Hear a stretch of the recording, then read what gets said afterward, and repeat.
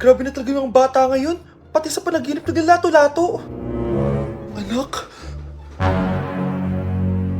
Sumasabi na sa kanya yung kaluluwa na lato-lato. Tara, Nay. Lato-lato tayo. Lumayo ka sa akin. Tara, Nay. Lato-lato tayo. Anak ko, kumain ka na. Sige po, Nay. Anak, kumain ka muna na maayos. Huwag ka muna maglato-lato dyan.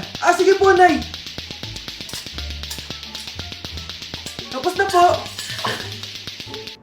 Adik nga. Bibigyan ko ng 100 yung mananalo ah. Ano mananalo dyan? Di ako magpapatalo sa'yo, no? Eh, basti ako tataya ah. Sino ba tataya? A few moments later. Di pa rin sila tapos. Eh, gising na. Aalis na nga ako. Wala ka nga dyan. Daya, neto. Nay, may bago akong talent. Nakaka-proud ka naman, anak. Ano ba yung talent mo? Di kita anak. Hanap ka ng nanay mo. I'm in a relationship with all my bitches, yeah. I need to cut some of them off, I need help. I got some bad things I wanna to myself. Gotta take the time to cut them off, I need help.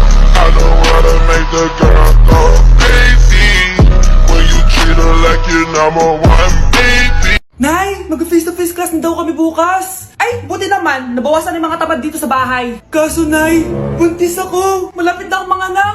Ha? Alam ba naman yan, anak? Buntis ka pala, di ko alam. Anong gagawin ko, Nay? Kaka-cellphone mo yan eh. O sige, kakusapin ko teacher mo. A few moments later. Pasok po kayo. Ma'am, makikiusap po sana kami. Nay, manahim ka dyan. Tungkol po saan? May tumor po kasi sa tiyan yung anak ko, ma'am.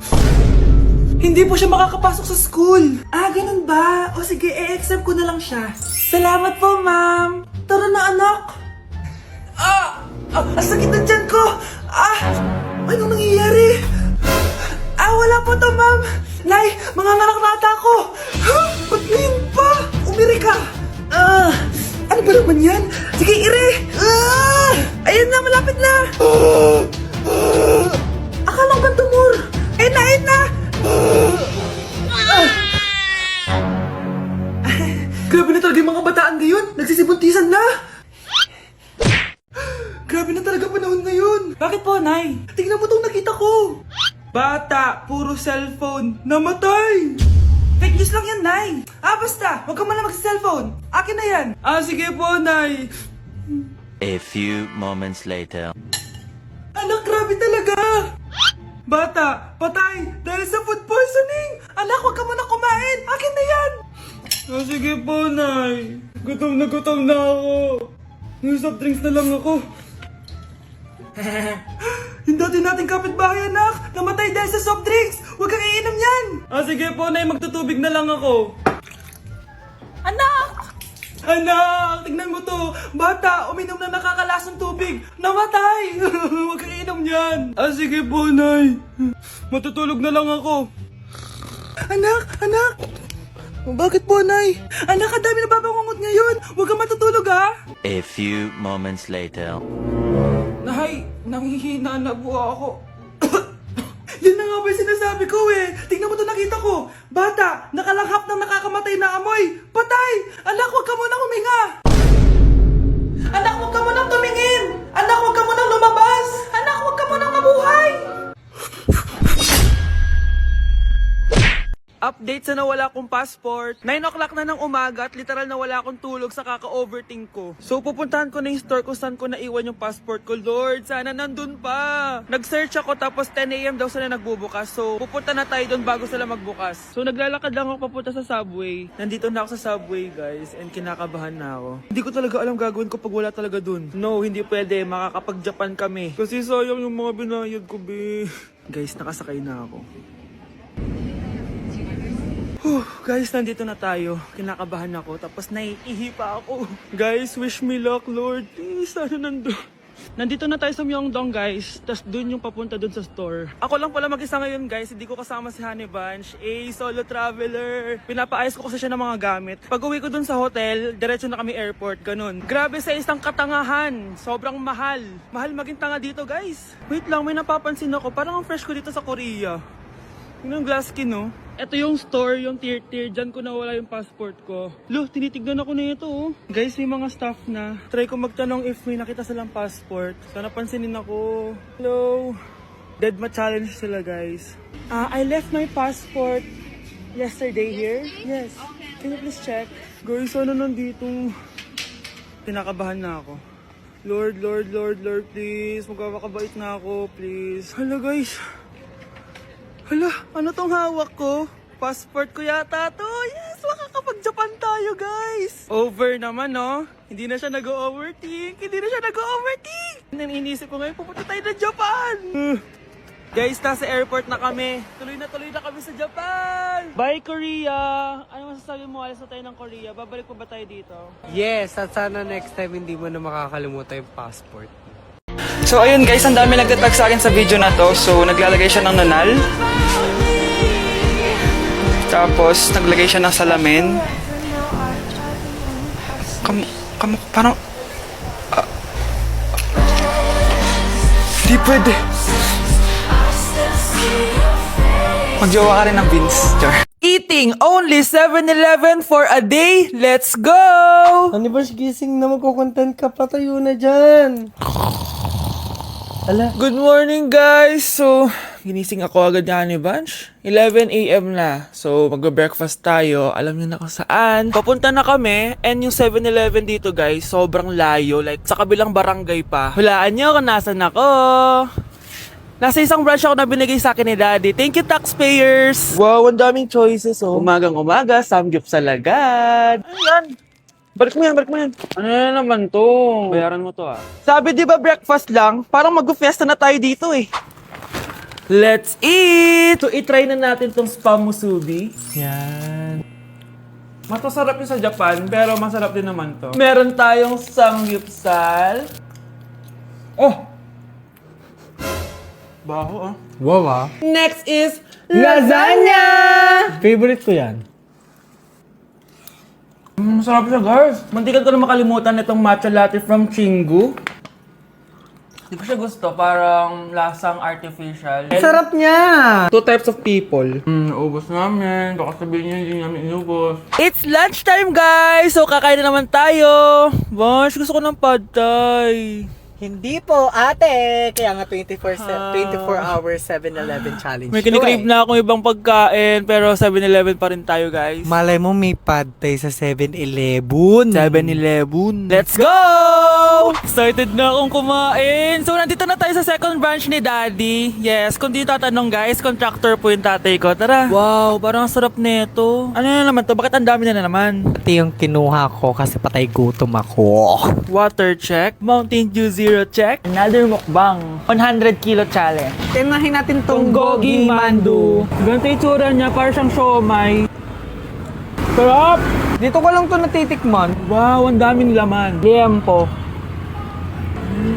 Sa akin, chicken. Kimchi rice talaga?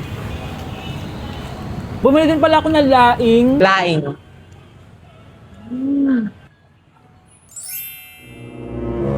Hindi ko siya bet. For the dessert, May dessert pa? busog na naman! Kaya naman- Next stop na namin is dinner! It's dinner time! So, it's 7:17 na ng gabi and medyo nagugutom na tong tao na to. Saan kaya tayo kakain? Ayan, saan pa ba? May sisig oh. Let's eat this. Guys, may Bicol Express. Okay, mukbang na naman. Kuya, pabili nito lahat. Okay guys, mag-haul na naman tayo, no? Tara! Guys, una natin titikman nitong chicken fillet nila. Parang, Parang family chicken nga. Sarap. mana natin ng bulgagi. Sarap, di ba? Sarap! Unboxing! Sana secret. Oh my gosh! Ang sarap nito! Ngayon lang namin na-explore yung mga pagkain sa 7-Eleven sa Pinas. Sausaw natin to sa sabaw ng Bicol Express. Okay, next naman namin natitikman na itong sisig. Masarap naman pag maasim.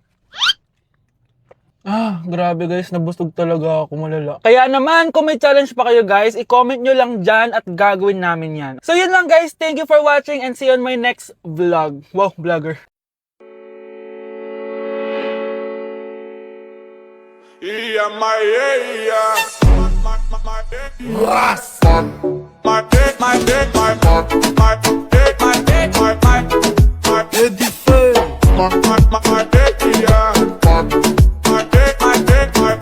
bago nating top 1 ay si Samantha. Ang galing mo, Samantha. Naku, basic lang yan. Paano nangyari yun? Pasado kayong lahat, pero may isang bagsak. Si Scarlett. Halatang favorite mo si Samantha. Pares lang kami ng average. Paano ako bumagsak? Di ba sinasagot mo ako? Eh, di bagsak ka ngayon? Umanda ka sa akin. A few moments later. Class, mag-behave kayo. Nandito yung principal natin. Magandang umaga, class. Kamusta yung bago nating teacher? Gusto ko pong i-report yung teacher na yan dahil may favoritism po yan. Favoritism? Sinungaling ka, Scarlett! Mabait sa amin si ma'am. Opo, ma'am. Mabait po ako sa kanila. Pantay-pantay lang po yung tingin ko sa kanila. Huwag mo na pagtakpan nanay mo, Samantha. Hala, OMG, magnanay sila. Ma'am principal, pagpasensyahan niyo na siya. Baka di niya alam yung sinasabi niya. Meron ako ebidensya dito na nagpapatunay na binigyan ng sagot ni ma'am si Samantha. At tinawag ng nanay si ma'am. Bawal to sa school natin Kayong dalawa, mag-usap tayo sa principal's office. Ma'am, magpapaliwanag po ako. Ang bago nating top 1 ay si Scarlett. Yes, Scarlett, deserve mo yan. Marami pong salamat, ma'am principal. Alam mo, buti na lang hindi mo na-teacher yung nanay mo. Anong sabi mo? Hindi mo ba alam na magkapatid kayo ni Samantha? Iisa lang kayo ng nanay. Ang makakasagot nito may plus point sa akin. What is 2 times 2? Ma'am ako, ma'am. Wala bang gustong sumagot? Ma'am, alam ko po yung sagot. 2 times 2. Ma'am. Okay, Samantha. 2 times 2 is 4. Very good. May plus 5 ka sa akin. Ang daya naman, kanina pa ako nagtataas ng kamay. Ma'am, pwede pa po ba ako mag-take ng quiz? Absent kasi ako kahapon Ay, hindi na! Absent pa more! Tatamad-tamad ka kasi mag-aral! Nagkasakit po kasi ako, ma'am. Oh, anong gagawin ko? Ma'am, pwede ba ako mag-quiz kahit absent din ako kahapon? Oo naman. Ito, magsimula ka na. Thank you po, ma'am. Bakit siya pwede mag-quiz, ma'am? Bakit? May problema ka ba? Oo, may problema ako. Favoritism ka. Palagi na lang sa Samantha yung binibigyan mo ng chance. May galit ka ba sa akin, ma'am? Sabihin mo. Hindi ako galit sa'yo. Pero sa nanay mo, oo. Wag na wag mong dadama yung anak ko sa problema mo sa akin. Nay, anong meron? Yang nanay mo, pabida. Dapat ako yung top 1 ng high school kami. Alam naman natin dalawa na deserve ko talaga maging top 1. Hindi kagaya mo, binabayaran yung school para tumaas ang grade. Totoo ba yun, Nay? Sinungaling ka! Mana ka naman para sa nanay mo, Samantha. Nga pala, alam na ng principal yung pagiging favoritism mo. Good luck na lang sa'yo, Ma'am, parang wala po ata sa lesson natin yung number 5. Ay, wala ba? O sige, bonus na lang yan. Thank you, ma'am. Ma'am, wala po ata sa lesson natin yung number 5. Oh, anong gagawin ko? Puro ko kasi daldalan, kaya di mo alam. No, favoritism si ma'am. May sinasabi ka? Ay, wala po. A few moments later. So, ganun lang siya kadali. Ma'am, pwede po pa-excuse? Sumasakit po yung puson ko sige, punta na lang sa clinic, may gamot doon. Sige po, ma'am. Nagets niyo ba, class? Ma'am, excuse po, sumasakit po yung puson ko. Ang arte mo naman. Konting sakit lang, excuse agad. Kapag di maganda, wag na mag-inarte. Kala mo naman ang ganda ni ma'am. Hello po, ma'am. Sorry po, absent ako kahapon. Nagkalagnat po kasi ako ganun ba? Sige, excuse na lang kita. Sige po, ma'am. Thank you po. Ma'am, excuse po. Nilagnat po kasi ako kahapon kaya di po ako nakapasok. Naku, tigilan mo ako Walang isang araw na lagnat. Ang sabihin mo, tamad kang pumasok. Ikaw nga, palagi ka nga di pumapasok Anong sabi mo? Totoo naman, ma'am. May favoritism ka. Susumbong kita sa principal. Maniniwala ba ang principal sa'yo? Wala ka namang ebidensya. Anak, mag-exam tayo mamaya ha. Dapat mas mataas grades mo kay Scarlett. Oo naman, Nay. Mas magaling naman ako sa kanya. Anak ni ma'am si Samantha. Eto yung mga sagot mamaya sa exam. I-perfect mo yan. Sige na, Nay. Baka may makakita pa sa atin. Humanda kayong dalawa sa principal. Tapos na yung maliligayang araw niyo.